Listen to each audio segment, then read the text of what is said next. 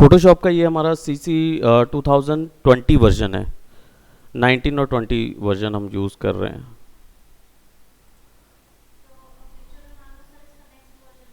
जी बिल्कुल, आप इसमें तो अभी भी वर्क कर, मतलब पुराने से पुराने फोटोशॉप में आप वर्क कर सकते हैं, कोई प्रॉब्लम नहीं है। फोटोशॉप के पुराने वर्जन्स में कोई इशू नहीं था। आप अभी भी वो CS वर्जन कई लोग यूज़ करते हैं जो पुराने थे, क्योंकि उसी में कंफर्टेबल हैं और अंतर कुछ नहीं आता है। बस थोड़े बहुत चेंजेस, जैसे हमने कल अर्लियर मैंने बताया था प्रैक्टिकल लैब में आपको कि कुछ शॉर्टकट्स के चेंजेस थे, उसके अलावा सॉफ्टवेयर पूरा सेम रहता है। तो अभी इसको छोड़ के कोई आगे आएगा तो वो पूरा स्ट्रक्चर नहीं चेंज करेंगे सॉफ्टवेयर का कि आपको मुश्किल जाए बदलाव करने के लिए, बल्कि इसमें क्या होगा, थोड़ी थोड़ी चीज़ें थोड़ी ऐड कर दी जाएगी। तो आपको नई चीज़ें जो मिलेंगी बस उनको सीखना होता है, बाकी तो पूरा सॉफ्टवेयर सेम रहता है। आइए पिया। गुड मॉर्निंग, गुड मॉर्निंग, बैठिए। So let's start, right. और आज हम लोग इमेज एडिटिंग, इमेज कटिंग की ओर जाएंगे। हम लोग इमेज को चेंज नहीं कर रहे हैं, कलर चेंजेस के ऊपर नहीं जाएंगे, क्योंकि अभी हमारी कलर थ्योरीज बची हुई है। दो कलर थ्योरीज के बारे में हमने बात की थी। आज थोड़ा सा मैं कॉम्प्लीमेंट्री को भी ऐड करूंगा इस आर्ट वर्क में, ताकि आपको इमेजेस के साथ क्लियर हो जाएगा कि कॉम्प्लीमेंट्स कैसे काम करेंगे। ठीक है, सो चलिए क्रिएट न्यू पे जाएंगे इस बार, एंड A4 साइज़ हम प्रिंट में जाके A4 साइज़ ही लेंगे। और A4 साइज़ में जनरली क्या क्या चीज़ें बनती हैं ग्राफिक डिज़ाइनिंग की लाइन में। A4 साइज़ में सबसे पहले तो पोस्टर्स सबसे ज़्यादा बनते हैं हमारे यहाँ। A4 साइज़ में पोस्टर्स बहुत ज़्यादा बनाए जाते हैं। दूसरा, इसमें पैम्पलेट्स भी बनते हैं। पैम्पलेट कैसे बनते हैं? पैम्पलेट डिवाइडेड बनते हैं, यानी कि A4 को आप दो भाग में डिवाइड करते हैं मिडल से, तो लेफ़्ट और राइट दो तरीके के अलग अलग पैम्पलेट्स बनाए जाते हैं, जिसमें फ्रंट और बैक साइड दोनों बनता है। तो पैम्पलेट्स भी बन जाते हैं इसमें, जबकि पैम्पलेट्स का नाम ही पैम्पलेट्स होता है, यानी पाम साइज़ का होता है। तो हम A4 साइज़ का नहीं बनाते हैं, लेकिन A4 साइज़ में ही हम उसको डिवाइड करके पैम्पलेट के फ्रंट और बैक साइड दोनों बनाते हैं। इसके अलावा A4 साइजेस में हमारे लीफलेट्स भी बनते हैं, राइट। और इवन डिजिटल वर्ल्ड में फ्लेक्स और पोस्टर दोनों में कुछ अंतर नहीं होते खास ही, क्योंकि डिजिटल वर्ल्ड में हम किसी भी साइज़ में इसको बढ़ा या घटा सकते हैं, है ना। तो जब A4 साइज़ में आप ड्रॉ करके उसको बढ़ा देंगे तो क्वालिटी थोड़ी सी कॉम्प्रोमाइज़ होगी, लेकिन फ्लेक्स का साइज़ में जाके बना सकता है वो, ऐसा कोई प्रॉब्लम नहीं है। हालांकि इसमें और अदर साइजेस भी हैं जिसमें हम फ्लेक्सेस वगैरह डिज़ाइन कर सकते हैं। ठीक है, तो A4 साइज़ में इतना मान के चलिए कि A4 साइज़ का पेपर जो नॉर्मल प्रिंट साइज़ होता है वो A4 साइज़ होता है, राइट। ये नॉर्मल A4 साइज़ का है।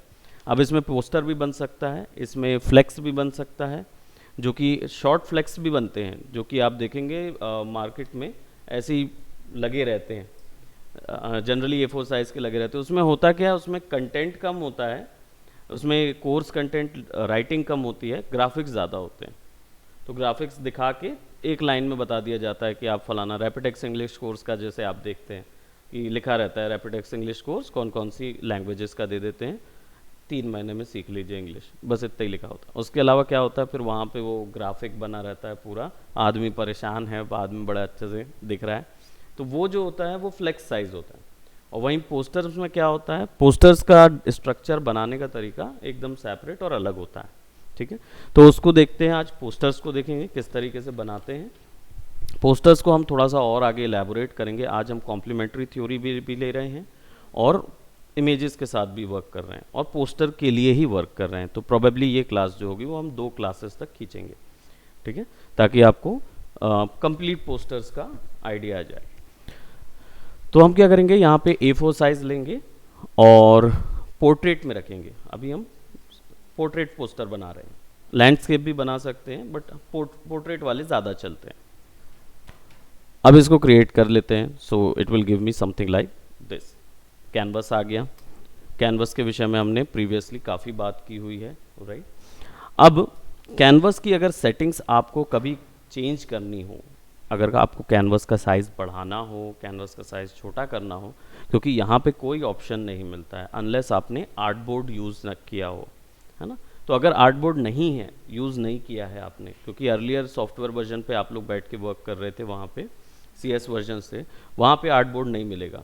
तो आर्ट बोर्ड नहीं मिल रहा है तो भी इमेज में जाएंगे, इमेज में जाके कैनवस साइज ऑप्शन होता है, ऑल्ट कंट्रोल C शॉर्टकट रहता है, इस पर क्लिक करेंगे तो यहाँ पे आपको कैनवस का साइज मिल जाएगा, राइट।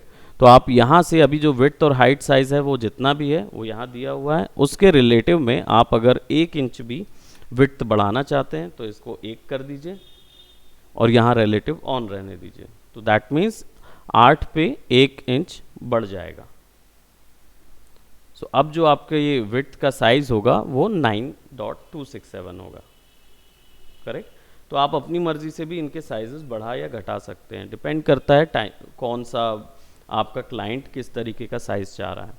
जनरली क्या होता है, कुछ स्टैंडर्ड साइज होते हैं, कंट्रोल Z से हमने अंडू कर दिया, तो कुछ स्टैंडर्ड साइज होते हैं, उस स्टैंडर्ड साइजेस के अकॉर्डिंग ये बढ़ता या घटता है, राइट। बट जनरली क्या होता है कि क्लाइंट जो होता है वो अपनी मर्जी से कुछ बदलाव चाहता है, तो कभी कभार अगर वो बोलता है कि मुझे साइज़ में कम चाहिए, क्योंकि जनरल पैम्पलेट्स जो हैं वो छोटे साइज़ में ही बनते हैं, A5 साइज़ में बनता है, लेकिन कई बार होता है कि वो प्रिंटेबल जो फैसिलिटी होती है वो A4 पेज की होती है उनके पास, तो अब क्या करेंगे, वो बोलेंगे कि A4 साइज़ ही प्रिंट करते हैं हम।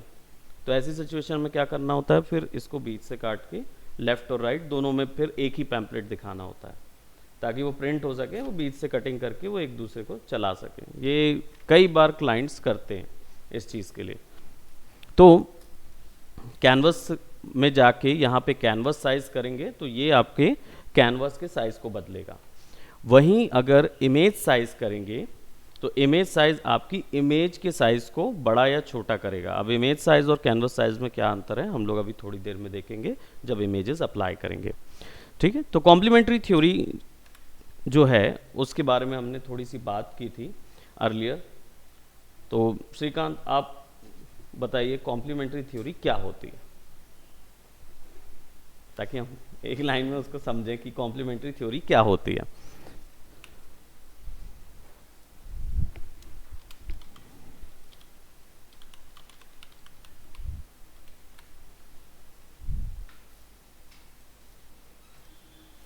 Yes, you come. Good.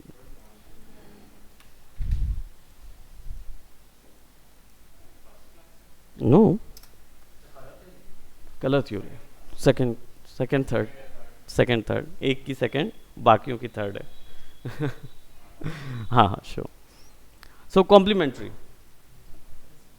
Okay, हम लोग ने प्रीवियसली जो बनाया था वो कॉम्प्लीमेंट्री थ्योरी के तहत बनाया था, जो एक आर्ट वर्क था। संदीप आप बताएं क्या खास होता है कॉम्प्लीमेंट्री थ्योरी और क्यों यूज़ करते हैं। नहीं, इसलिए नहीं पूछ रहा हूँ अभी। आपसे आपकी चीज़ें पूछी जाएगी, उनसे उनकी चीज़ पूछी जाएगी। हाँ मतलब जी बिल्कुल।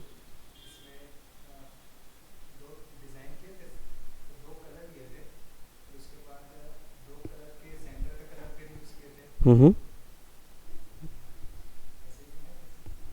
करेक्ट है, लेकिन कलर क्यों चूज़ किए थे अलग अलग।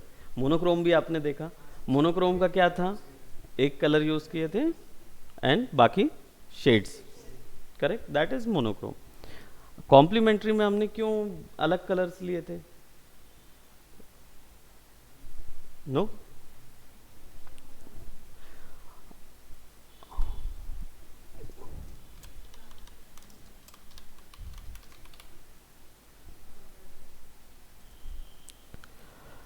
Colour difference. अब ये क्या होता है जनरली, कॉम्प्लीमेंट्री का मतलब होता है दोनों कलर्स, मतलब आप इसको ऐसे समझिए कि आप अगर कोई एक कलर बेस बनाते हैं, जैसे मोनोक्रोम का आप बेस बना रहे हैं, अब आपको उसके रिस्पेक्ट में दूसरे कलर्स यूज करने हैं, तो कौन से दूसरे कलर्स यूज करेंगे। अब बैलेंस क्रिएट तो अपोजिट तो यूज करेंगे, कॉम्प्लीमेंट्री यूज कर रहे हैं तो वो कलर का अपोजिट यूज करेंगे, उसके विषय में अभी क्लियर हो जाएगा आपको। तो अपोजिट यूज करेंगे, लेकिन कौन सा कलर और क्यों। क्वेश्चन उठता है कि अपोजिट कलर यूज करना होता है लेकिन क्यों करना होता है, राइट। एग्जैक्टली, दो कलर आपस में अलग अलग नजर आए, ठीक है, इस पर्पस के लिए कॉम्प्लीमेंट्री कलर यूज किया जाता है। इस डिफरेंस को बोलते हैं कलर डिफरेंस, ठीक है। और इसका जो टेक्निकल टर्म है वो कहलाता है कंट्रास्ट, जो हम अपने टेलीविजन स्क्रीन्स में, फोन वगैरह पे, हर जगह पे देखते आए हैं। कंट्रास्ट टर्म मतलब क्या होता है, जो भी इमेज देख रहे हैं उस इमेज के जितने भी कलर्स हैं उनके आपस में डिफरेंस नज़र आना चाहिए। कंट्रास्ट वैल्यू बढ़ाएंगे तो इमेज की डिफरेंस वैल्यू नज़र आएगी, ठीक है। तो पॉइंट ये है कि कॉम्प्लीमेंट्री, जैसे मोनोक्रोम था, तो मोनोक्रोम में क्या क्या के लिए यूज़ करते थे मोनोक्रोम, उसको बोलते हैं डेप्थ। मोनोक्रोम के लिए यूज़ करने के लिए मतलब उसका जो पर्पस होता है वो डेप्थ का होता है। ये ज़रूरी नहीं है कि मोनोक्रोम में पूरा आर्ट वर्क बने, ये भी हो सकता है कि मैं कॉम्प्लीमेंट्री का कोई आर्ट वर्क बना रहा हूँ लेकिन उसमें मुझे डेप्थ देनी है, तो दो कलर के बीच में मैं उन्हीं कलर्स की डेप्थ बना दूँ, मिक्स कर सकता हूँ, है ना। तो कलर के डेप्थ देने के लिए हम लोग मोनोक्रोम यूज़ करते हैं, ये उसका पर्पस होता है। कॉम्प्लीमेंट्री का पर्पस क्या होता है, कॉन्ट्रास्ट देना है, हमें कलर्स में डिफरेंसेस चाहिए, इसलिए उनकी ज़रूरत पड़ती है। जनरली पोस्टर्स वगैरह में कॉन्ट्रास्ट की बहुत ज़्यादा ज़रूरत पड़ती है। थोड़ा सा इसको और एक्सप्लेन करते हैं और चलते हैं हमारे गूगल पे, और यहाँ पे हम सर्च करते हैं कलर व्हील।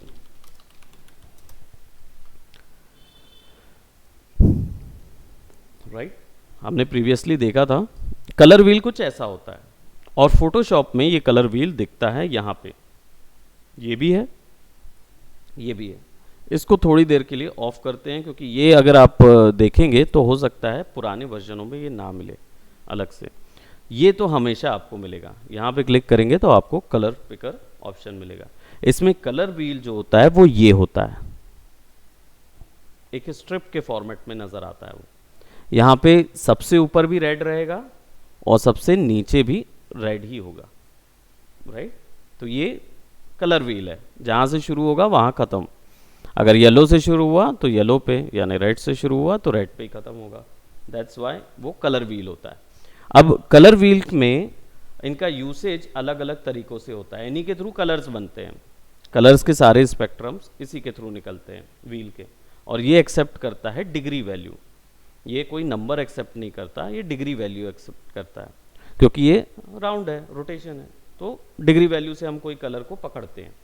अब मान लीजिए हमारे पास लेट जैसे हमने अभी कोई पोस्टर बनाना है हमें, या कोई भी कलर कॉम्प्लीमेंट क्रिएट करना है, तो अगर हम ब्लू लेते हैं, राइट, तो ब्लू का कॉम्प्लीमेंट क्या दिखा रहा है, ऑरेंज, ठीक है। तो अगर यानी कि आप बैकग्राउंड पे ब्लू कलर लेंगे, so let's start with this one, और मैं यहाँ पे क्या करता हूँ, हमारा जो लेयर है, लेयर का शॉर्टकट है, लेयर पैनल का शॉर्टकट है F7। तो जब आप F7 कीबोर्ड से दबाएंगे तो आपको लेयर पैनल ओपन हो जाएगा, ठीक है। अब क्या करेंगे, इनको हम ऑफ कर देते हैं और एक नया लेयर ओपन कर देते हैं। नई लेयर के लिए पता ही है Ctrl+Shift+N, यहाँ से शॉर्टकट में क्लिक कर सकते हैं और यहाँ से लेयर पे ला सकते हैं, ठीक है। अब इसके ऊपर में हमें चाहिए है ब्लू कलर, राइट, जो ये वाला कलर ब्लू है, जिसको हम लाइट ब्लू भी या नेवी ब्लू भी बोल सकते हैं। Navy blue is kind of this, but उससे थोड़ा सा डार्क ब्लू है। सो हम यहाँ जाएंगे और ब्लू कलर को यूज़ करेंगे, ठीक है।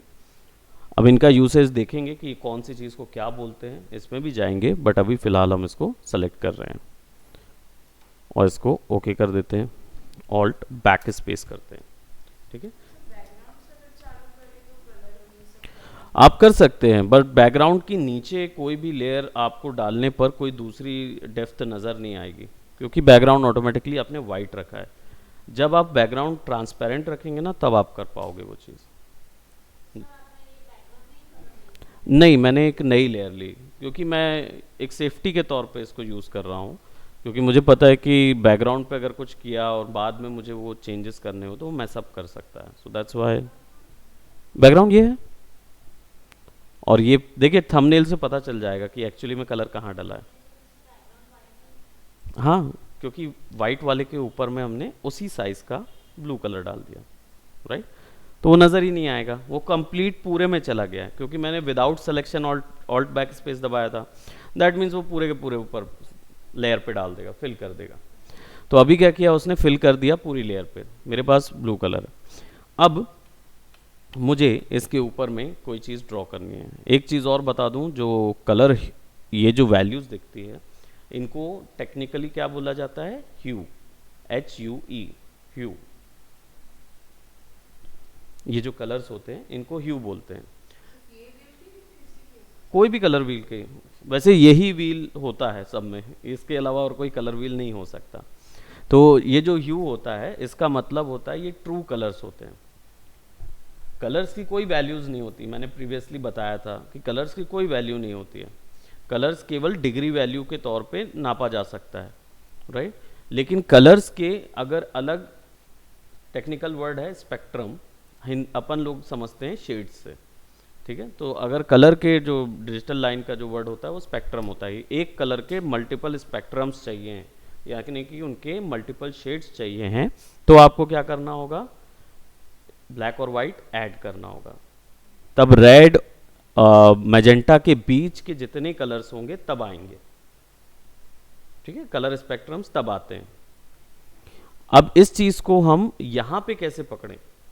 ये चीज आती है आपके ये स्ट्रिप से, क्योंकि इसमें हर एक के बीच में ब्लेंडिंग कलर्स दिए हुए हैं।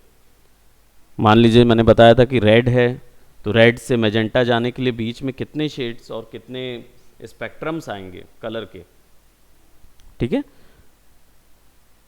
अब इसको ऐसे मिक्सअप मत कर लीजिएगा कि शेड यानी डार्कर और ब्राइटर। हम लोग बात कर रहे हैं एक कलर से दूसरे कलर में जाने की, तो उनके बीच के जितने कलर शेड्स मिलते हैं जो हम लोग बोलते हैं, लेकिन इसका टेक्निकल टर्म होता है स्पेक्ट्रम, ठीक है। तो दो कलर के बीच के जो स्पेक्ट्रम होते हैं वो ह्यू से पता चलते हैं, यहाँ पे जो ह्यू वैल्यू होती है, ठीक है। रेड से अगर मुझे ब्लू जाना है तो उसके बीच में मुझे मैजेंटा भी मिलेगा, मैजेंटा से ब्लू भी मिलेगा। लेकिन इसको और डेप्थ में देखें तो मैजेंटा और ब्लू से बीच में मुझे पर्पल भी मिल रहा है, राइट। और थोड़ा आगे जाऊंगा तो मुझे बैंगनी कलर जो बोलते हैं, ब्रिंजल का कलर जो बोलते हैं डार्क, वो भी मिल रहा है। और थोड़ा आगे जाऊंगा तो फिर और थोड़ा सा डार्क ब्रिंजल मिलेगा उसको, राइट। पीछे जाते जाऊंगा तो मुझे फिर मैजेंटा और रेड के बीच का पिंक कलर मिलने लगेगा। और थोड़ा आगे जाऊंगा तो फिर मैरून होते होते होते वो पूरा कंप्लीट रेड पे चला जाएगा। समझ रहे हैं?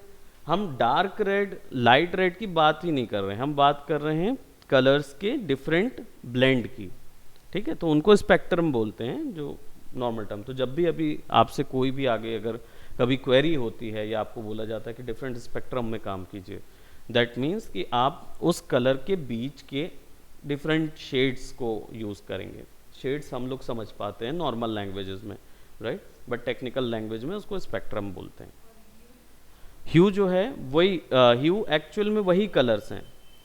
ह्यू कलर की वैल्यू को कहते हैं, है ना। तो अभी 0 वैल्यू है तो 0 ह्यू है, राइट। अगर इसको मैं 20 कर दूं, यहाँ पे 20, तो यहाँ आ गया मैं, राइट। तो डिग्री के हिसाब से यहाँ देखेंगे तो रेड है तो 20, फिर ऐसे वैल्यू बढ़ती जाएगी, ठीक है। सो अब हमने यहाँ पे हम आ गए और हमें देखने पर पता चला कि भाई ये पोस्टर जब बनाते हैं, ड्रॉ करते हैं, तो हमें एक बैकग्राउंड कलर चाहिए होता है। अभी एक एकदम सिंपल पोस्टर बनाएंगे इमेजेस के साथ, ताकि आगे आप लोग की भी प्रैक्टिस हो जाए और आपकी भी प्रैक्टिस हो जाए, पिया और आप सबकी, ठीक है। सो यहाँ पे जो पोस्टर हमने बनाया हुआ है, इसमें हमने एक कलर बैकग्राउंड चूज़ कर लिया, ठीक है। ये चूज़ कैसे करते हैं? क्लाइंट के लोगो के अकॉर्डिंग, जो क्लाइंट का थीम कलर होता है उसी के लोगो के अकॉर्डिंग ये कलर भी चूज़ करना होता है, ठीक है। अगर आप कोई दूसरा कलर में काम करना चाहें कर सकते हैं, वो डिपेंड करता है कि वो किस कंपनी के लिए काम कर रहे हैं, ठीक है। कुछ कंपनीज ऐसी होती हैं जो सीज़न के हिसाब से काम करती हैं, तो उनके सीज़न के अकॉर्डिंग कलर्स चूज़ करने होते हैं। सीज़न का कलर कहाँ से आता है? सीज़न का कलर, चलिए आगे जाएंगे तो मैं बताऊंगा कि कलर पता कैसे चलता है कि सीज़न के हिसाब से कौन से कलर यूज़ किए जाते हैं, ठीक है। तो अभी फ़िलहाल हम यहाँ पे हैं, ब्लू कर लिया। अब इसका कॉम्प्लीमेंट्री क्या होगा? Orange, right. ये डार्क ऑरेंज है कंप्लीट, और ये वाला हमारे पास लाइट ऑरेंज है, ठीक है। ये वाला लेमन ऑरेंज हो जाता है। तो अब हमारे पास जो ऑरेंज है, इस ऑरेंज को क्या करेंगे हम? यहाँ से वैल्यू पकड़ेंगे। अभी हम लोग किस पे हैं? ब्लू पे हैं, राइट। अब इसको ऑरेंज में टर्न करना है तो क्या करेंगे? करेक्ट। कैसे करेंगे? यहाँ से ड्रैग। ओके, इसका एक टेक्निकल तरीका भी बताता हूँ। यहाँ से ड्रैग करके तो आप जा सकते हो ऑरेंज में, जहाँ पे भी आपको लगे, बट एग्जैक्टली अगर उसका चाहिए कॉम्प्लीमेंट तो यहाँ से तो पता नहीं चल पाएगा कौन सी वैल्यू आएगी, है ना। तो यहाँ से आप पता कर पाएंगे। ब्लू में 147 है, ये RGB है, रेड ग्रीन ब्लू, ठीक है। R को रिप्लेस कर दीजिए ब्लू से, ब्लू को रिप्लेस कर दीजिए रेड से, तो आपको एग्जैक्ट कॉम्प्लीमेंट्री कलर आ जाएगा, ठीक। तो जैसे 59 था, यहाँ पे मैं 147 कर रहा हूँ, इसको कॉपी कर देता हूँ, यहाँ पेस्ट और यहाँ पे 59 कर देता हूँ, उसका एग्जैक्ट कॉम्प्लीमेंट्री यहाँ पे आ जाएगा। पकड़ नहीं पाएंगे। कई बार होता है कि अगर आपको एग्जैक्ट कॉम्प्लीमेंट्री चाहिए तो बस वो रेड और ग्रीन की वैल्यू को ऊपर, रेड और ब्लू की ही करना है, ग्रीन को नहीं करिएगा। ग्रीन न्यूट्रल कलर माना जाता है इस चीज़ में, क्योंकि रेड और ब्लू जो है वही वार्म टोन और कूल टोन जनरेट करते हैं। तो रेड को अगर रिप्लेस कर देंगे ब्लू से और ब्लू को रिप्लेस कर देंगे रेड से तो एग्जैक्ट कॉम्प्लीमेंट्री कलर आ जाएगा, ठीक है। तो अब यहाँ पे ओके करते हैं और एक नया पोर्शन ले लेते हैं, ठीक है। अब मुझे चाहिए कि मैं टेक्स्ट एरिया बनाऊं जहाँ पे मुझे टेक्स्ट पुल करना है, तो मैं सिंपली क्लिक और ड्रैग करूँगा, ठीक है। अब इसको ऑल्ट बैक स्पेस कर देते हैं। So now I will get both of the differences, colour differences मुझे मिल जाएगा। ह्यू भी सिमिलर है दोनों का, ह्यू सिमिलर है, यानी कि ह्यू वैल्यू में कोई बदलाव नहीं। सैचुरेशन वैल्यू भी सिमिलर है, 60 सैचुरेशन वैल्यू है। सैचुरेशन क्या होता है? रियल वर्ल्ड में क्या सोचते हैं सैचुरेशन से? सैचुरेटेड, अनसैचुरेटेड, डीसैचुरेटेड, है ना। उसमें क्या होता है केमिस्ट्री में जो पढ़ते थे? करेक्ट है, जब सैचुरेटेड ओवर सैचुरेटेड हो जाता है ना, डीसैचुरेटेड हो जाता है, और एक, है ना। अब ये क्या होते हैं सैचुरेशन का? रियल जो हमारा केमिस्ट्री हो, चाहे कलर थ्योरीज हो, चाहे डिजिटल वर्ल्ड हो, चाहे रियल वर्ल्ड हो, सैचुरेशन का मतलब होता है, हिंदी में बोलते हैं गाढ़ापन, राइट। और इंग्लिश में तो सैचुरेशन ही होता है, बट इसका जो अर्बन टर्म होता है वो ओवर एक्सपोजर कहलाता है, राइट। किसी ऑब्जेक्ट्स को या तो ओवर एक्सपोज कर दीजिए या अंडर एक्सपोज कर दीजिए, दोनों चीज़ वही होता है। कलर की लाइन में अगर सिंपल वर्ड में इसको समझा जाए तो आप सबने वाटर कलर्स यूज़ किए हुए हैं। जब हम वाटर कलर में क्या करते हैं, ब्रश को गीला करते हैं और फिर एक बार कलर उठाते हैं, एंड देन आप जब पेंट करते हैं तो एक स्ट्रोक जब आप लगाते हैं पेपर में तो क्या होता है, कलर बहुत ही गाढ़ा नज़र आता है, फ्लो अच्छा रहता है, पूरा ड्रॉ होता है एक ही यूनिफॉर्म कलर में। लेकिन जब सेकेंड या थर्ड स्ट्रोक लगाते हैं तो क्या होता है, वो हल्का होने लगता है धीरे धीरे। क्या होता है कि आप जब उसको अपने कलर पे रब कर रहे थे ब्रश को, तो क्या था, वो सैचुरेटेड हो रहा था ब्रश के साथ, और जब आपने उसको फ्लो को ड्रॉ करते गए तो धीरे धीरे वो डीसैचुरेट होता गया, क्योंकि ब्रश की वैल्यू, कलर की वैल्यू कम होती जा रही थी, कलर की क्वांटिटी कम होती जा रही थी, तो कलर की वैल्यू कम होती जा रही थी, राइट।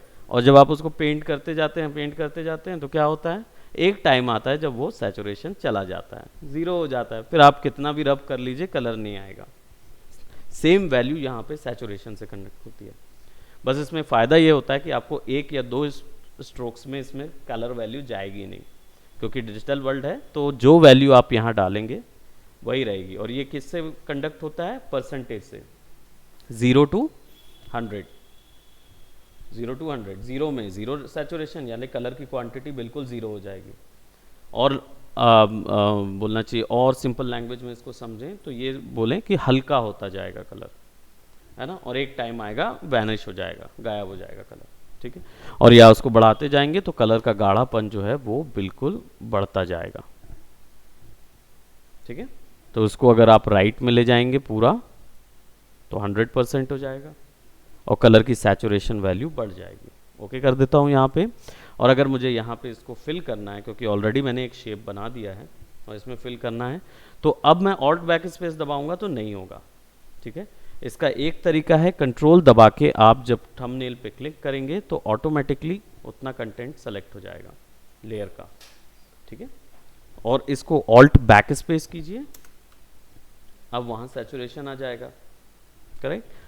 दूसरा तरीका है, अगर आपके पास लेयर सेलेक्टेड है सेपरेट जगह पे, तो आप यहाँ पे एक पेंट बकेट टूल होता है, इसको सेलेक्ट करके क्लिक कर दीजिए, दोनों चीज़। इसका शॉर्टकट है जी, बट कई पुराने या अदर सेटिंग्स में आपको जी के अंदर ग्रेडियंट मिलेगा। ठीक है, तो आपको उसको देखने के लिए या तो इस पर क्लिक करके पेंट बकेट पे चले जाइए, और या फिर शिफ्ट के साथ जी दबाइए तो टॉगल होगा। ठीक है, और फिर क्लिक करेंगे तो जो कलर यहाँ पे होगा वो कलर यहाँ पे चला जाएगा। इसके लिए आपको क्लिक करके रखना है, हाँ, कंट्रोल दबा के लेयर का जो थंबनेल होता है, यानी लेयर की छोटी सी जो पिक्चर होती है उस पर क्लिक कर दीजिए तो आपके पास ये आ जाएगा। ठीक है, अब कंट्रोल डी करते हैं, डी सेलेक्ट। अब क्या करते हैं हम, लेट जस्ट से कि हमें कुछ यहाँ पे इमेजेस फिक्स करनी है और इमेजेस इंपोर्ट करनी है हमारे पोस्टर में। ठीक है, पोस्टर के मार्जिन के लिए हम लोग आगे और डेप्थ में इस पे बात करेंगे जब हम मार्जिन्स वगैरह में बात करेंगे, क्योंकि फिर हमारी क्लास जो है थोड़ी और लंबी हो जाएगी डेटास के मामले में, तो हम मार्जिन्स के बारे में बाद में बात करेंगे। सो इमेजेस जो हैं वो हमारी यहाँ पे, जी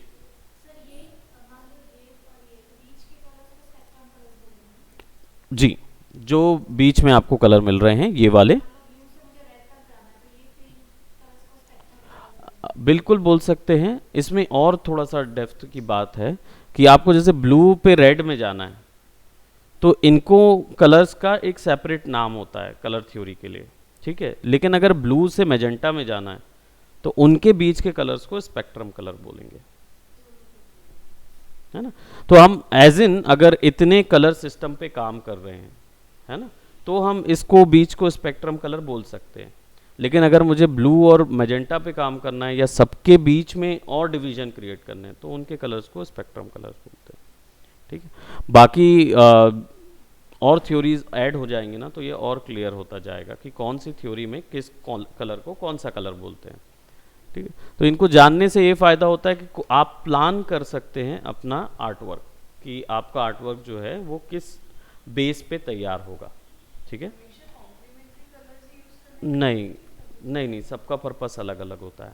तो मोनोक्रोम का बिल्कुल अलग पर्पस था, कॉम्प्लीमेंट्री का पर्पस अलग है। हो सकता है आप मोनोक्रोम और कॉम्प्लीमेंट्री मिक्स करके कुछ बनाना चाह रहे हो तो भी कर सकते हैं। ठीक है, ऐसा नहीं है कि हम वो नहीं कर सकते। तो अलग अलग थ्योरीज जैसी ऐड होती जाएंगी, हमारा डिज़ाइन करने का जो पैटर्न है वो भी बदलता जाएगा। ठीक है, तो अभी हम यहाँ पे क्या करेंगे, हमारे पास दो कॉम्प्लीमेंट आ गए, अब एक इमेज इंपोर्ट करते हैं कोई। Let me take some image, और हम यहाँ पे इमेज के लिए जनरली आप यूज़ कर रहे होंगे गूगल हमेशा से। अब यूज़ करिए unsplash.com। ठीक है, अभी तक हम लोग क्या गूगल यूज़ किया करते थे। unsplash.com जो है फ्री ऑफ कॉस्ट साइट है, यहाँ पे आपको जितने भी टाइप के डिज़ाइंस और ये चाहिए सब मिल जाएंगे आपको। ठीक है, प्लस हाई रेजोल्यूशन इमेजेस है। अब वो लो रेज में काम करना बंद कर दीजिए, अब हमेशा इमेज जो है वो 2000-3000 रेजोल्यूशन पे ही लेके काम कीजिए, तब क्या है आउटपुट वर्क अच्छा आएगा आपका। ठीक है, सो हम यहाँ पे इमेज चॉइस किस तरीके से करें, तो हमें इमेज चॉइस इस तरीके से करनी होगी कि हमने यहाँ पे जो ब्लू और ऑरेंज कलर लिया हुआ है, तो हमें ब्लू अगर हमारा बेस है तो ब्लू कलर की इमेजेस नहीं ले सकते, अभी फ़िलहाल ऐसे ही करें। ऑरेंज टाइप की इमेजेस या येलो टाइप की इमेजेस या जो भी कलर उसके ऑपोजिट में आ रहे थे उन कलर्स को ही हम लेंगे। Correct, so let us take some images, probably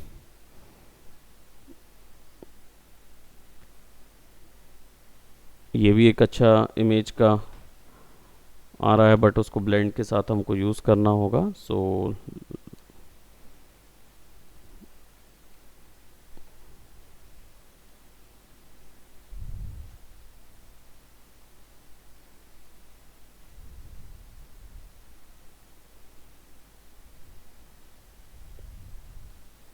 यहाँ पे सैम्पल इमेजेस भी रहेंगी, और आपको अगर कोई इमेज सेलेक्ट करनी है वो यहाँ पे आप डाल सकते हो। तो हम जैसे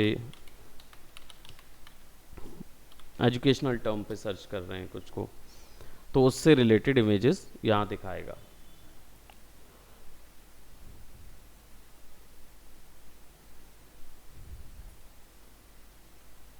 let's just say this girl, अगर हमको ये गर्ल की इमेज लेनी है, इसको डाउनलोड कर लेते हैं। तो डाउनलोड के इसको ओपन करेंगे और लार्ज साइज लेंगे, ठीक है, क्योंकि हम वर्क ही करेंगे लार्ज साइजेस में। अब ये डाउनलोड हो जाएगा, हमारे पास ये वैल्यू आ गई। फोटोशॉप में ओपन करने के लिए फाइल में जाके ओपन करिए, ठीक है, कंट्रोल ओ शॉर्टकट है, यहाँ से भी आप ओपन कर सकते हो। डाउनलोड्स में जाके सर्च कर लीजिए, ठीक है, जहाँ पे आपने रखा है। दूसरा तरीका है direct drag and drop, tab में ओपन करेंगे तो इमेज आपके पास यहाँ आ जाएगी अलग से। अब आपके पास क्या हो गया, दो टैब हो गए, ठीक है। ये आपका ओरिजिनल काम करने वाला टैब और ये वाला आपकी इमेज टैब। इसका शॉर्टकट होता है कंट्रोल टैब, तो वो टॉगल करने के लिए कंट्रोल टैब, एक टैब से दूसरे टैब में जाने के लिए। अगर ये भर जाएगा तो यहाँ पे छोटा सा आइकॉन भी आ जाता है जिसमें आपको नाम के तहत पूरी चीज़ मिल जाएगी, ठीक है। अब यहाँ पे क्या करेंगे, हमारे पास ये, और तीसरा एक और तरीका है इमेज में यूज़ करने का, इसको ड्रैग करके सीधा टैब में डाल दीजिए, ठीक है।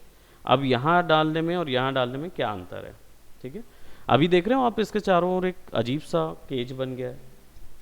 एंटर दबाऊंगा, वो ट्रांसफॉर्मेशन गिज़्मो ही था लेकिन वो थोड़ा अजीब सा दिख रहा था। वो इसलिए क्योंकि जब उस पर एंटर दबाऊंगा तो आप लेयर को ऑब्जर्व करो, यहाँ पे छोटा सा एक सेपरेट आइकॉन बना हुआ है, ठीक है, और यहाँ पे नहीं बना हुआ है। इसका मतलब है ये जो लेयर आपको दिख रही है ये स्मार्ट लेयर कहलाती है। स्मार्ट लेयर का फ़ायदा ये होता है कि इस पर कोई भी फोटोशॉप के फिल्टर इफेक्ट डाले जाते हैं तो ये उसको सेव करके रख लेती है और आप कभी भी उस पर बदलाव कर सकते हैं। लेकिन नॉर्मल लेयर पे अगर कोई फिल्टर इफेक्ट अप्लाई होता है तो वो दोबारा बदल नहीं सकता है, ठीक है। ये चीज़ इसका डिफरेंस होता है। चलिए अब सिलेक्शन लेते हैं। अभी इस पे मैं पेंट या कोई भी ड्रॉ चीज़ नहीं कर सकता क्योंकि ये मुझे अलाउ नहीं करेगा। जैसे ही मैं ब्रश वगैरह लेता हूँ तो देखिए अलाउ नहीं करेगा वो मुझे, ठीक है। वी शॉर्टकट है मूव टूल के लिए। तो अब अगर मुझे इस पे वर्किंग करना है तो मुझे राइट क्लिक करना होगा इसके लेयर के पैनल के ऊपर, यानी इसके लेयर के टैब के ऊपर राइट क्लिक करके इसको रेस्टराइज लेयर करना होगा। रेस्टराइज का मतलब होता है इसको स्मार्ट से टर्न कर देना नॉर्मल लेयर में, राइट। तो रेस्टराइज कर देंगे तो अब ये क्या होगा, नॉर्मल लेयर पे आ जाएगी, वो हट जाएगा। अब सिंपली हम इसके ऊपर में एडिटिंग के वर्क कर सकते हैं, ठीक है। लेट्स जस्ट से मुझे ये गर्ल को ही बस शिफ्ट करना है, निकालना है यहाँ से इमेज से, ठीक है, बाकी सारा कुछ वैसे ही रखना है। तो इसके लिए क्या करेंगे, अब हमारे पास यहाँ पे मल्टीपल टूल्स हैं। सो पॉलीगोनल लेसर टूल लेंगे तो मुश्किल जाएगा क्योंकि आपको ये माउस के तहत इसको ड्रॉ करना पड़ेगा, राइट। अब वो ज़्यादा मुश्किल जाता है, इसलिए क्या करते हैं हम यहाँ पे पॉलीगोनल लेसर टूल लेते हैं। पॉलीगोनल लेसर टूल जो है वो सेकंड है लेसर टूल के कैटेगरी में। इसको सेलेक्ट करेंगे और यहाँ से मैं ड्रॉ करूँगा। ये मुझे क्या करता है, एक कनेक्टर लाइन दे देता है जिसके थ्रू मैं ड्रॉ करता हूँ। हैंस इसका नाम पॉलीगॉन है। इसका मतलब ये मुझे पॉइंट्स दिखाएगा, यहाँ पे पॉइंटी शेप्स दिखाएगा।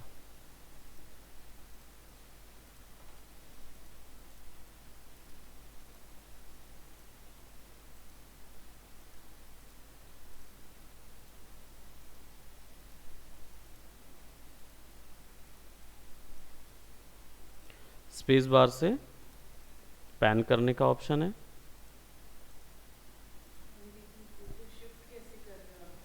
स्पेस बार से, है ना, स्पेस बार दबा के ड्रैग कर रहा हूँ मैं।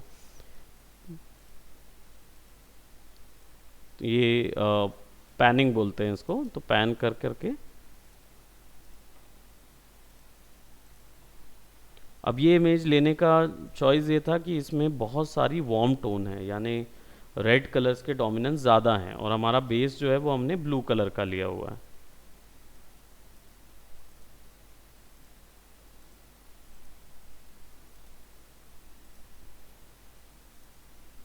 डोंट वरी कि ये जो पॉइंटी कट्स हो रहे हैं ये स्मूथ कट्स भी होते हैं, ऐसे टूल्स भी हैं जिनसे स्मूथ कट भी किया जाता है, बट वो थोड़े एडवांस टूल हैं तो उसमें जाएंगे। प्लस इसकी एक सिंपल ट्रिक भी है कि आप इन सारे पॉइंट्स को स्मूथ में टर्न कर सकते हो।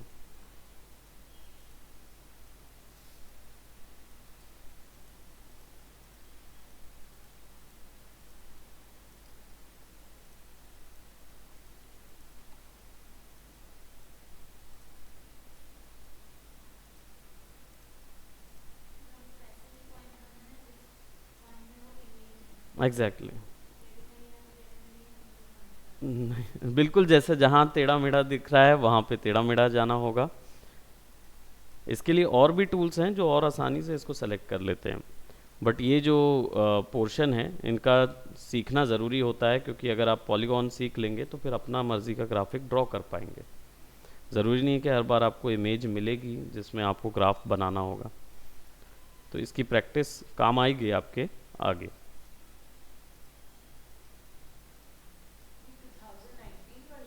हम्म।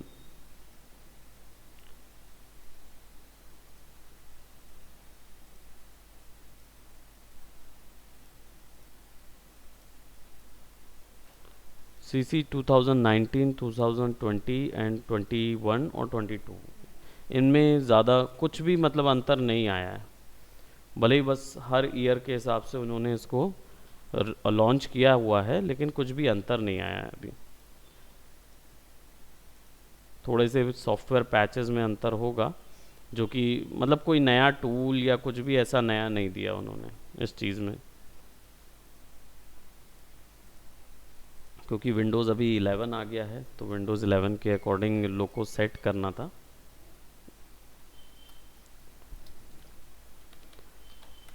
अब एज़ यू कैन सी कि यहाँ पे उसने अपने आप कुछ चीज़ सेलेक्ट कर लिया, क्योंकि जब डबल क्लिक करते हैं तब ये चीज़ होती है।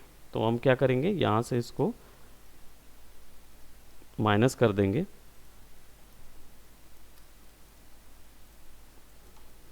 और या फिर ऐड कर देंगे आगे।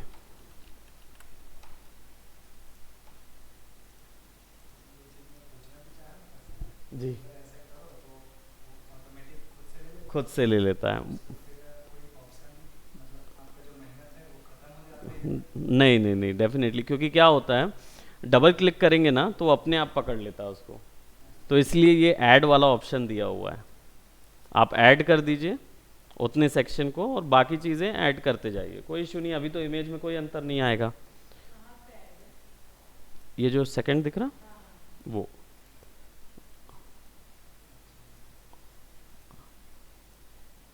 ये जो 4 बुलियन ऑपरेशंस थे ये मैंने अर्लियर क्लास में बताया है, यू फॉरगॉट।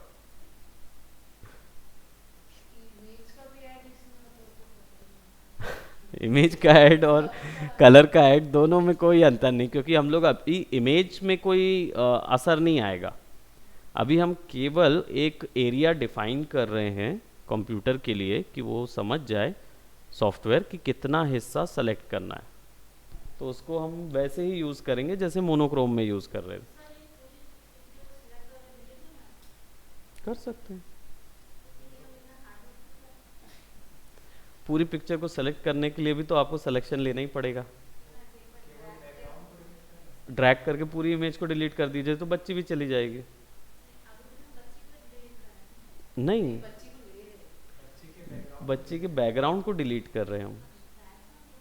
अगर हमें वो पूरी इमेज डिलीट करनी होगी तो मैं लाऊंगा ही क्यों, अगर मुझे रखना ही नहीं है।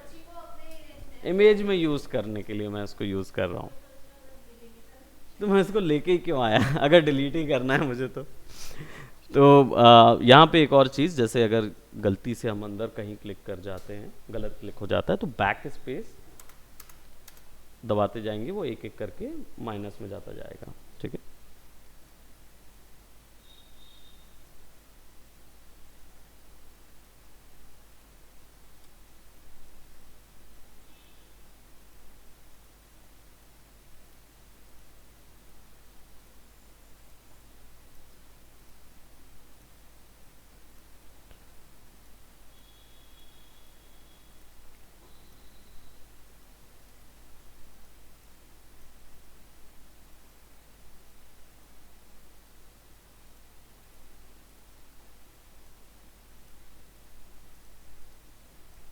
अंदर आ गए। अब उसमें कहीं पे भी करिए, कोई प्रॉब्लम नहीं, क्योंकि ऑलरेडी सिलेक्शन हुआ है उसका।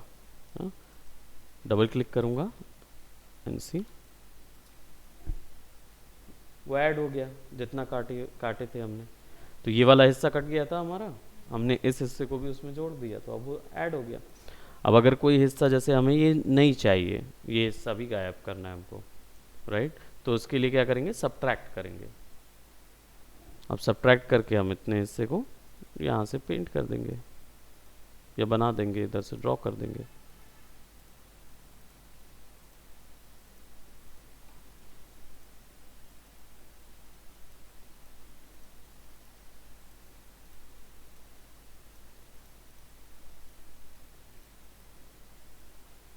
राइट, तो माइनस हो गया उतना सेक्शन।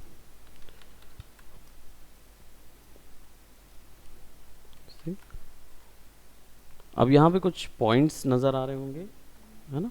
अब इसको और डिटेल करने के लिए आप आराम से इसको सेलेक्ट करके यहाँ पे सब्ट्रैक्शन कर सकते हैं, ताकि आपको उतना सेक्शन जो है वो अलग से मिल जाए।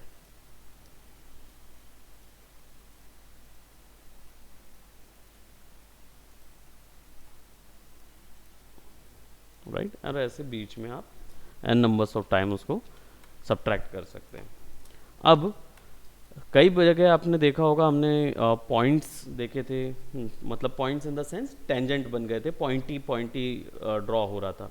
उसको फिक्स करने के लिए आपको सेलेक्ट में जाना होगा, और सेलेक्ट में जाके मॉडिफाई में जाइए। इससे क्या होगा, सिलेक्शन, जितने भी सिलेक्शन आप करते हैं वो मॉडिफाइड हो जाएंगे, यानी उस पर आप जाके उनको स्मूथ करना हो, उनको एक्सपेंड करना हो, उनको छोटा करना हो, बड़ा करना हो, वो सारी चीज़ें यहाँ से कर सकते हैं आप। ठीक है, ये जो सिलेक्शन दिख रहा है इसका, जो हमने मार्क्यू टूल सिलेक्शन लिया है, तो मॉडिफाई में जाएंगे और यहाँ पे हम क्या करेंगे, इसको थोड़ा सा स्मूथ करेंगे। स्मूथ बाय 50 पिक्सल भी कर सकते हैं, 50 पिक्सल बहुत ज़्यादा हो जाएगा इस इमेज के हिसाब से, तो हम इसको 10 या 8 वैल्यू पे 8 पिक्सल स्मूथ करेंगे। इससे क्या होगा, जहाँ जहाँ हमने पॉइंट्स बनाए थे और टेंजेंट पॉइंट्स बन गए थे, वहाँ पे हम इसको स्मूथ कर्व बन जाएगा। ठीक है, सो इसको ओके करेंगे, तो बहुत ही हल्का सा एक इफ़ेक्ट आएगा, जिससे हमारे जितने भी पॉइंट्स हमने बनाए थे वो पॉइंट अब कर्व में तब्दील हो जाएंगे, क्योंकि हम जो ड्रॉ कर रहे थे वो बिल्कुल पॉइंटी था। राइट, ऐसा कुछ ड्रॉ कर रहे थे ना, तो पॉइंट में कट जा रहा था, तो जितने ड्रॉ करते समय पॉइंट्स बने थे वो सब स्मूथ हो जाएंगे, कर्व स्मूथ हो जाएंगे, है ना। तो मॉडिफाई में जाके सेलेक्ट में गए, मॉडिफाई में जाके स्मूथ किया, और स्मूथ में कितना, 8 पिक्सल का स्मूथ रखा हमने। अब करेंगे क्या, control C copy and control V करेंगे तो नई लेयर आ जाएगी, और पीछे वाली को ऑफ करेंगे तो गर्ल वहां पे नजर आएगी। ठीक है, लेकिन थोड़ा सा डिफरेंस आया था कंट्रोल सी और कंट्रोल वी में।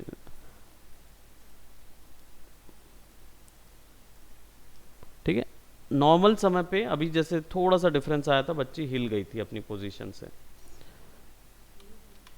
हाँ, वो बहुत ही मार्जिनल था, तो जैसे मैं कंट्रोल जेड करता हूँ तब वो हल्का सा नज़र आता है, शिफ्ट होता है। लेकिन आप जब कंट्रोल सी और वी करेंगे तो कई बार ऐसा हो सकता है कि कैनवास में इमेज जो है वो कहीं और नज़र आ रही हो, कहीं और शिफ्ट हो जाए। तो जिस जगह से काटा गया है उसी जगह पेस्ट करना है, तो उसके लिए कंट्रोल शिफ्ट वी दबाना होगा। Control C control shift V दबाएंगे तो जिस जगह से आपने चॉप किया है उसी जगह पे वो वहाँ दिखा देगा इमेज को, तो आपके पास इजी टू वर्क हो जाएगा। ठीक, अब यहाँ पे हमारे पास जैसे गर्ल की इमेज आ गई, हम इसको इधर सेट कर देते हैं। ठीक है, और अब कुछ एक सेपरेट ग्राफिक बनाना है।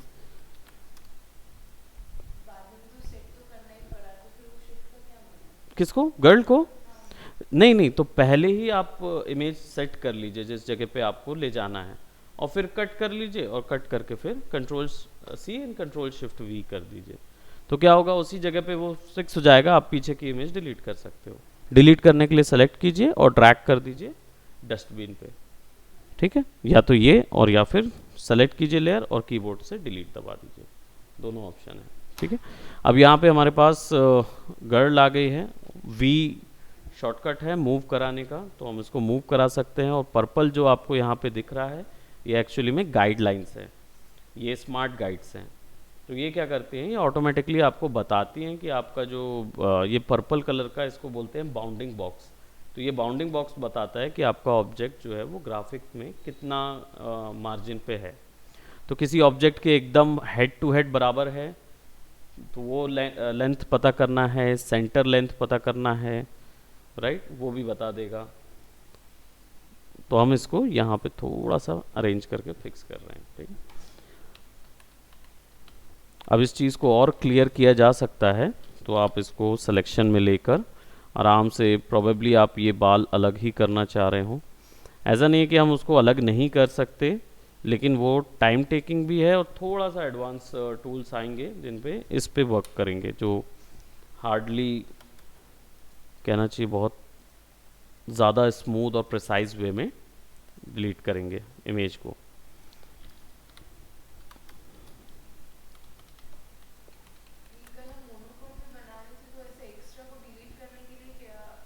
ऐसे ही करना है, सेलेक्ट करके डिलीट करना है, राइट। कुछ अगर एक्स्ट्रा आपके पास आ जाता है तो आपको अगर उसको डिलीट करना है तो आप उस उतने एरिया को सेलेक्ट कीजिए और कीबोर्ड में से जाके डिलीट बटन दबा दीजिए, तो उतना एरिया डिलीट हो जाएगा। आप देख रहे हैं यहाँ पे मैं डिलीट भी कर रहा हूँ तो थोड़ा सा ज़्यादा क्रिस्प टाइप से डिलीट हो रहा है। अगर मुझे ये सॉफ्ट करना है तो यहाँ पे सिलेक्शन में फेदर ऑप्शन होता है, राइट। फेदर को अगर मैं बढ़ा दूंगा, लेट जैसे मैं इसको 10 पिक्सल कर देता हूँ और अब मैं यहाँ पे चॉप करता हूँ,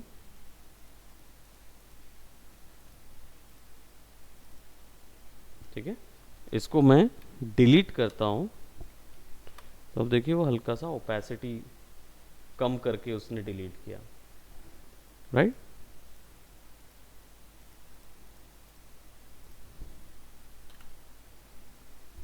इस तरीके से डिलीट कर रहा है वो।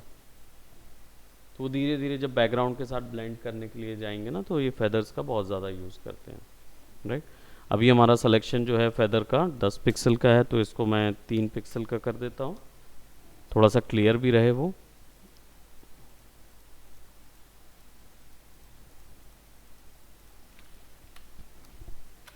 दबाएंगे तो स्मूथ भी आ जाएगा।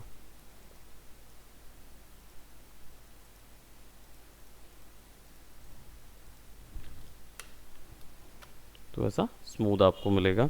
अदर देन दैट एक और तरीका है, ई शॉर्टकट होता है इरेजर टूल का, ई, ओके। और इसके अंदर ढेर सारे इरेजर टूल होते हैं, बैकग्राउंड भी होता है, मैजिक इरेजर टूल भी होता है, इरेजर टूल भी होता है। अभी फ़िलहाल के लिए आप इरेजर टूल यूज़ कीजिए। ये क्या करता है, ये सिंपली डिलीट करता है ना। तो इसको अगर हमें सॉफ्ट डिलीट करना है, अभी देखेंगे तो देखिए कितना शार्प से डिलीट कर रहा है। सॉफ्ट एजेस में डिलीट करना है तो यहाँ पे आपको क्लिक करना होगा ऑप्शन बार में, ब्रश के आगे, और यहाँ पे हार्डनेस दिख रही होगी, इसको कम कर दीजिए, 0 कर दिया मैंने हार्डनेस को। तो अब आप क्या होगा, सॉफ्टली डिलीट कर पाएंगे उतने सेक्शन को।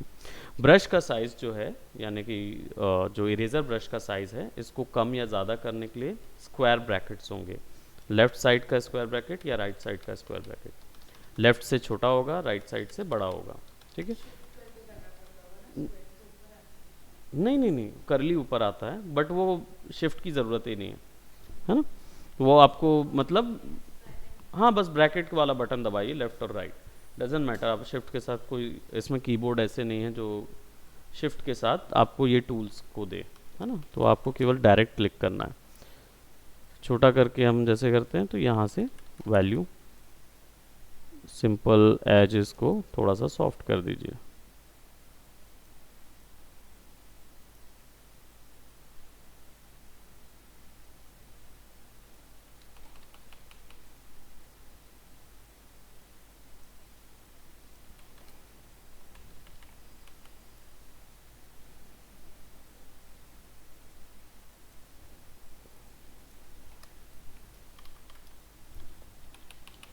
ब्रश को छोटा और हल्का हल्का बिल्कुल एजेस जो वाइट वाइट लाइन आई है, बस उनको एक हल्का ब्लर करने के लिए यूज़ करेंगे।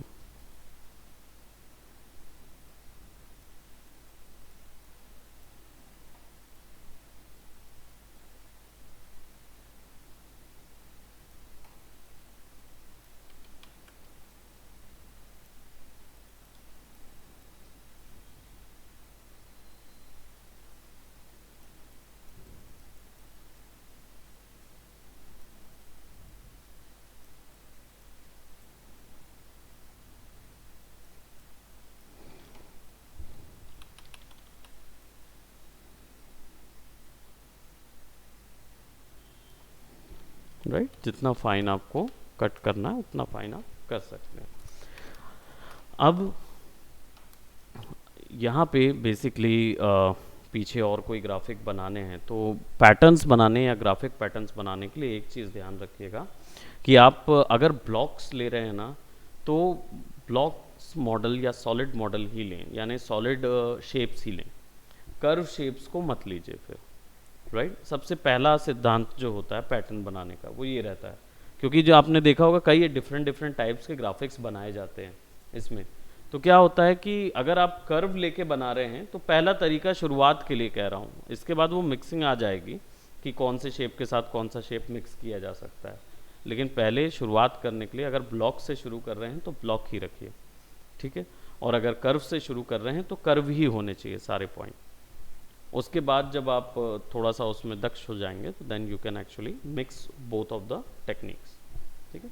सो अभी फ़िलहाल क्या कर रहे हैं हम, यहाँ पे एक सेलेक्ट कर रहे हैं, यहाँ पे हमारे पास एक एलिप्टिकल मार्क्यू टूल भी है, क्लिक एंड ड्रैग करेंगे एलिप्टिकल मार्क्यू टूल को। तो आपको मैं बता दूं कि ये जब क्लिक एंड ड्रैग कर रहा हूँ तो मैं अभी ये नॉन यूनिफॉर्म है, यानी हाइट और विड्थ एक जैसी नहीं है, ठीक है। अगर इसको यूनिफॉर्म करना होगा तो कौन से के साथ दबाएंगे इसको, शिफ्ट के साथ, तब क्या होगा, सर्कल यूनिफॉर्म होगा, करेक्ट। और अगर सेंटर से चाहिए है तो ऑल्ट, राइट, ऑल्ट से दबाएंगे तो आपको नॉन यूनिफॉर्म ऑल्ट मिलेगा, और शिफ्ट के साथ ऑल्ट दबाएंगे तो यूनिफॉर्म ऑल्ट मिलेगा। ऑल्ट का मतलब होता है सेंटर से सर्कल बनाना। अगर मैंने ये ड्रॉ किया है, इसको मूव कराना है तो कैसे करेंगे, ये ऑप्शन, यहाँ से फिर आप इसको मूव करा सकते हो, ठीक है, वरना ये मूव नहीं होगा, ऐड होता जाएगा, करेक्ट।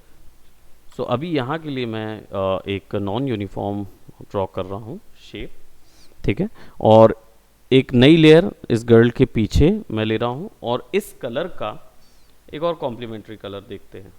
अब इस कलर का कॉम्प्लीमेंट्री क्या होगा, ऑलरेडी हमने कलर व्हील देखा हुआ है,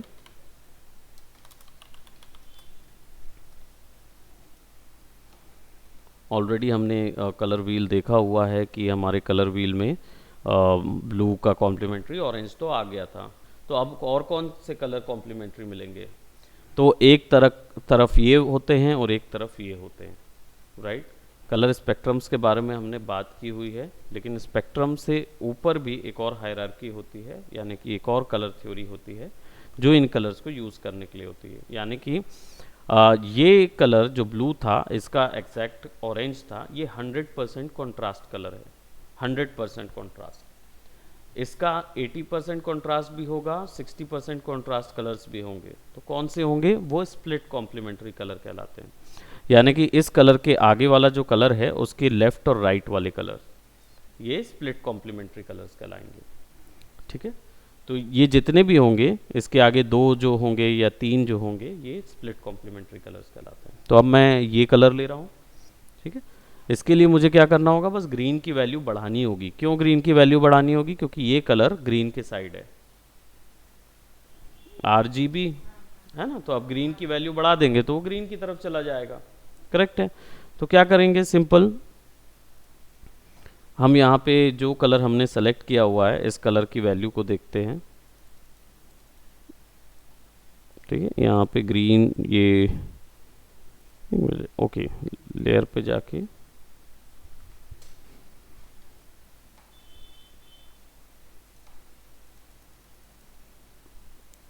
ठीक है, अभी यहाँ पे हमारा ये कलर सेट है। अच्छा, ये कलर को हमने थोड़ा सा चेंज कर दिया था, हमने ब्लू की वैल्यू एग्जैक्ट नहीं रखी थी क्योंकि सैचुरेशन कम हो गया था ना, इसलिए हमने किया था। सो यहाँ पे 59 है, इधर पे 59 पेस्ट करते हैं, और यहाँ पे 147 था जो एक्यूरेट आ रहा था वहाँ पे। हाँ, पुरानी कलर वैल्यू के लिए आप कलर पिकर के बाहर कर्सर ले जाएंगे तो आई ड्रॉपर आ जाएगा।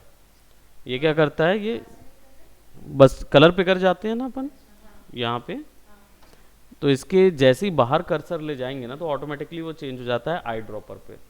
तो आप कलर के ऊपर जाके उसको क्लिक करोगे तो वो कलर वैल्यू आ जाएगी प्रीवियस, ठीक है। तो हमको ये कलर का इसका एग्जैक्ट कॉम्प्लीमेंट्री तो हमने 59 कॉपी किया हुआ था,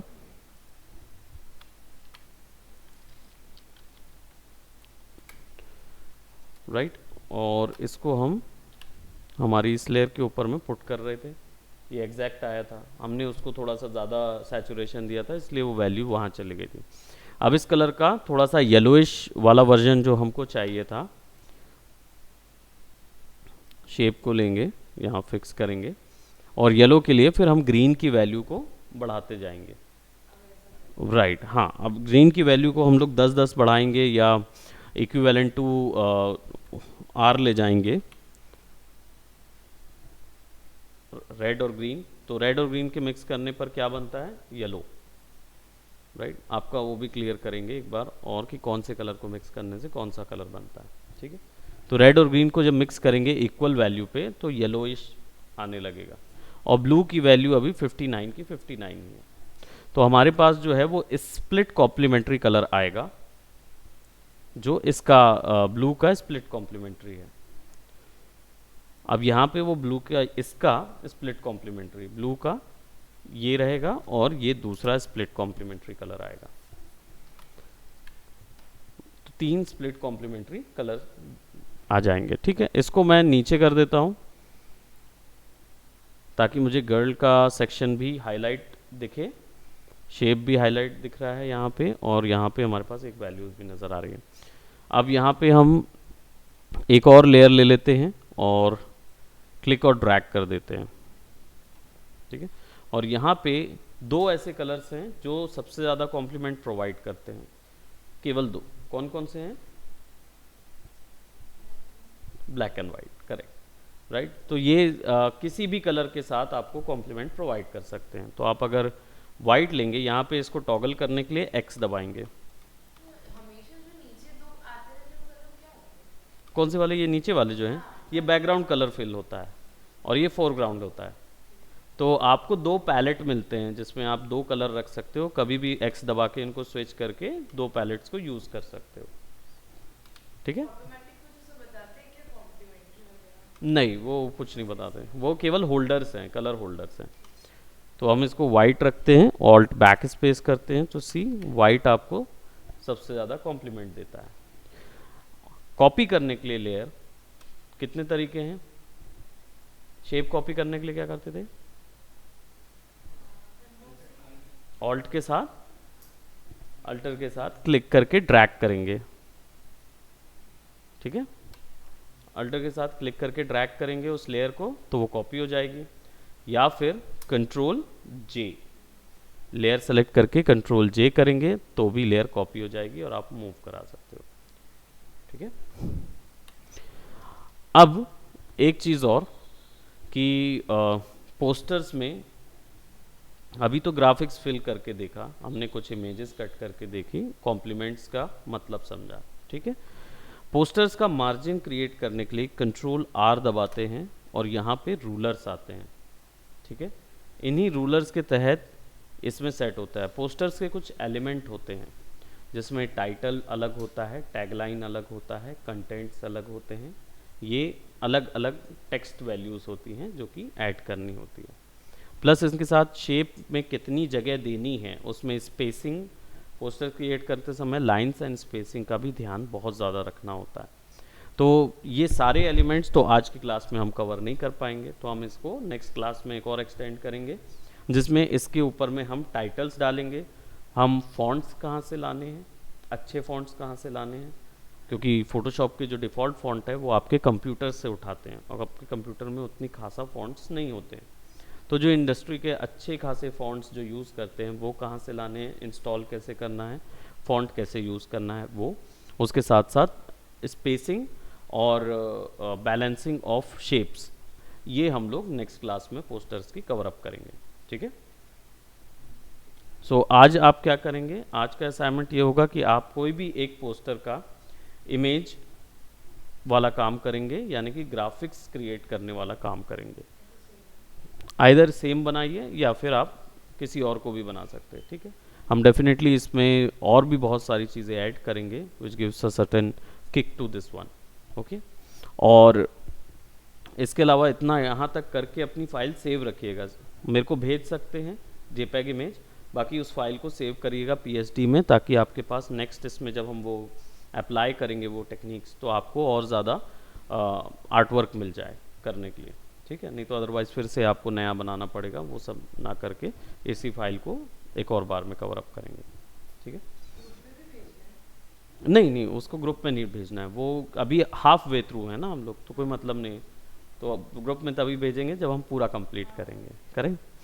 okay, so any more doubts, कुछ डाउट हैं? मैं जब वो आपका थ्योरी वाला क्लास देखी थी ना, तो मेरे को आर्ट और इलस्ट्रेशन में थोड़ा डिफरेंस समझ आया। ओके, आर्ट और इलस्ट्रेशन, के थ्रू आप बता सकते बिल्कुल बिल्कुल। जस्ट अ मिनट, मैं अपनी क्लास को सेव कर देता हूँ, है ना, ताकि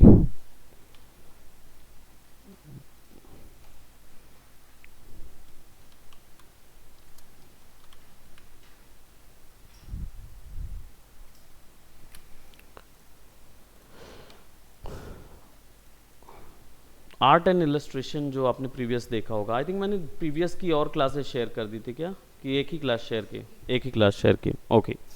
सो आर्ट एंड इलस्ट्रेशन में अंतर क्या रहता है? आर्ट एज एन मैंने बात की थी कॉन्सेप्ट आर्ट की, तो कॉन्सेप्ट आर्ट क्या होता है? कैरेक्टर का या कोई भी प्रोडक्ट का, है ना। आप कॉन्सेप्ट आर्ट इन्वायरमेंट में भी देख सकते हो, डिजिटल पेंटिंग में भी देख सकते हो, कैरेक्टर डिजाइनिंग्स जो जितने यहाँ पे दिखा रहे हैं ना, उन सब चीज़ों में देख सकते हैं, टी शर्ट, कपड़े, सब चीज़ का होता है। तो अगर मैं कॉन्सेप्ट आर्ट इन्वायरमेंट में जाता हूँ तो कुछ ऐसी आर्ट वर्क्स आती हैं इन्वायरमेंट के लिए, है ना। इसमें क्या होता है, इन्वायरमेंट का आइडिया दिखाया जाता है इन्वायरमेंट में, लेकिन जब कैरेक्टर में आप आ जाते हो ना, ये कॉन्सेप्ट आर्ट कैरेक्टर, तो ये कॉन्सेप्ट आर्ट ऐसी नजर आती है।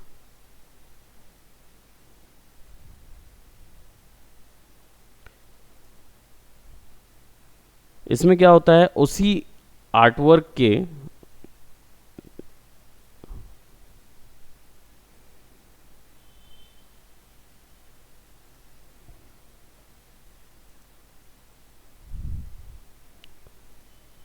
सारे एस्पेक्ट्स दिखाए जाते हैं ना, वही एक एक्टर है, वही एक कैरेक्टर है, और उसी के सारे डिजाइन्स उसमें बनाए हुए जाते हैं, ये कॉन्सेप्ट आर्ट होता है। इसमें क्या होता है, एक्टर के साथ साथ उसके प्रॉप्स और उसके फाइटिंग जो वेपन्स हैं और उसका स्टैंस और ये सब चीज़ मिल जाता है, उसके डिटेल्स भी इसके अंदर रखे रहते हैं। यहाँ पे जितने कॉन्सेप्ट्स हैं सारे के सारे वही हैं, फ्रंट में, साइड में, फ्रंट और साइड व्यू कैसा नज़र आएगा, ये कॉन्सेप्ट रहता है, ठीक है।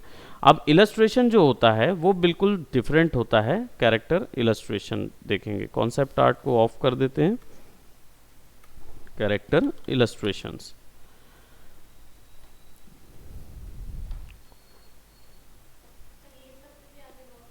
जी, ये इलस्ट्रेशन कहलाएगा, ठीक है। ये इलस्ट्रेटर के वर्क हैं, इसलिए वो गूगल पे सर्च हो रहे हैं, इलस्ट्रेटर के कैरेक्टर्स हैं, ये इलस्ट्रेशन कहलाएगा। क्योंकि कैरेक्टर का इसमें आपको इन्फॉर्मेशन नहीं मिल रही है कि फ्रंट और साइड और बैक साइड से कैसा दिखेगा।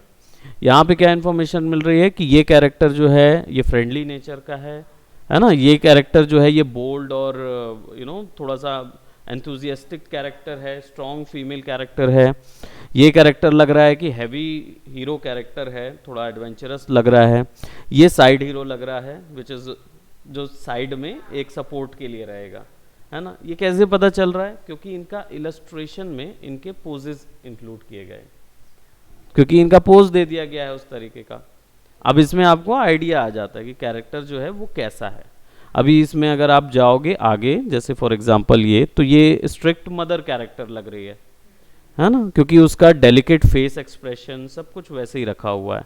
यहाँ जाएंगे तो ये समझ में आएगा ये थोड़ा सा ब्रूडी टाइप का है, ये थोड़ा फंकी टाइप का, मतलब है ना, हंसी खेल वाला कैरेक्टर है। ये थोड़ा राइचियस लगता है कि हाँ ठीक ठाक काम करने के लिए जो हीरो कैरेक्टर होते हैं उसमें एक ये रहेगा, और एक ये उसका साइड हीरो या साइड कॉम्प्लीमेंट कैरेक्टर रहेगा, है ना। सेम यही चीज़, ये पूरे जो हैं ये सब इलस्ट्रेशन कहलाएंगे, सब इलस्ट्रेशन, स्केचेस होते हैं। लेकिन जब हम आ जाते हैं डिज़ाइंस में तो इसमें क्या होता है, कॉन्सेप्ट की बात होती है। हो सकता है कि आपके अंदर एक कैरेक्टर को लेके 4 डिज़ाइन आ रहे हों, तो चारों डिज़ाइन को ड्रॉ करके दिखा दोगे, ताकि जो आर्ट डायरेक्टर होता है, जो इनके ऊपर में एक आर्ट डायरेक्टर होता है, वो सबसे ऊपर बैठता है, वो केवल रिस्पॉन्सिबल होता है मूवी या वीडियो गेम या कोई भी कार्टून एनिमेटेड मूवी का लुक के लिए। तो वो कौन से लुक और कौन से स्टाइल में जाते हैं वो आर्ट डायरेक्टर तैयार करता है।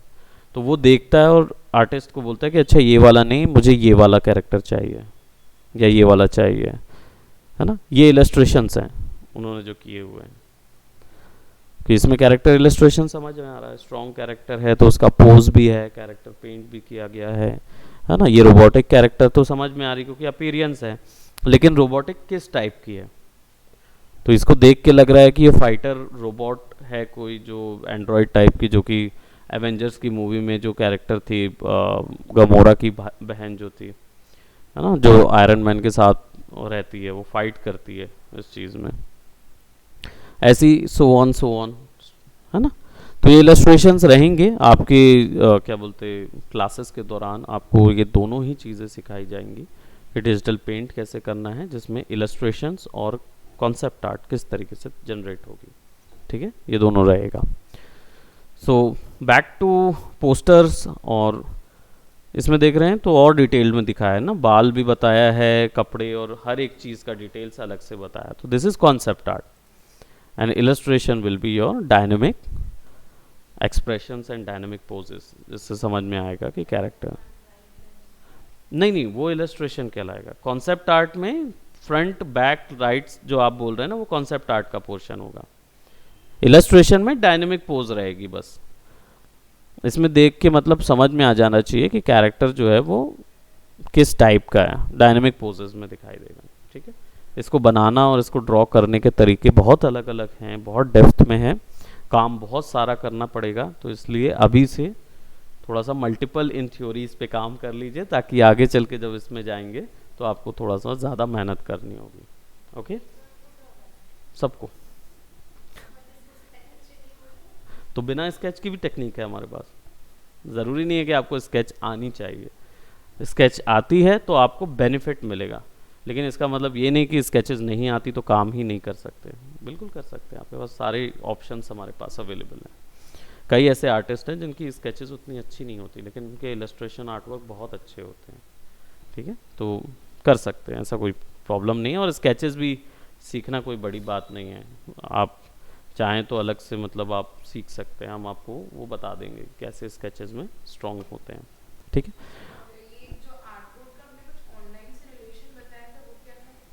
आर्टबोर्ड का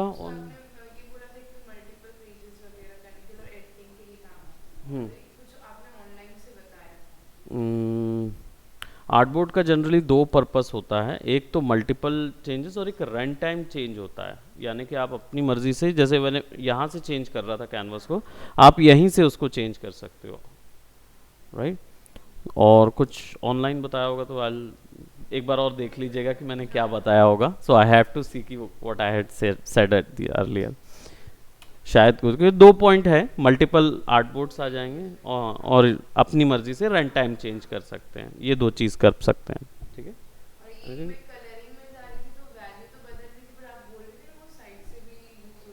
ये वाला जो है, हाँ बिल्कुल दोनों से कर सकते हैं। नहीं, बस अंतर ये है कि यहाँ पे जाओगे ना, आप इधर क्लिक करोगे तो ये अलग अलग टाइप के क्यूब्स मिलते हैं, है ना। वो क्या है, वो यही है, यहाँ पे एस पे जाएंगे तो एस आ जाएगा, बी आ जाएगा, वो दोनों एक ही चीज़ है, सेम चीज़ है। बस अंतर ये है कि इसमें बस ह्यू वो मिल जाता है, कलर व्हील मिल जाता है, तो हम कलर व्हील के फॉर्मेट में समझ सकते हैं, जो हम लोग स्ट्रिप में अगर नहीं समझ पा रहे हैं तो कॉम्प्लीमेंट क्या होता है, यहाँ से कॉम्प्लीमेंट डायरेक्ट यहाँ से पकड़ लीजिए, राइट, क्लियर, ओके। और किसी के डाउट नहीं, क्लियर है, तो यहाँ तक अपन कवर कर लेंगे, ठीक है। फिर नेक्स्ट क्लास में इसको और आगे एक्सटेंड करेंगे, ज़रूर ज़रूर ज़रूर।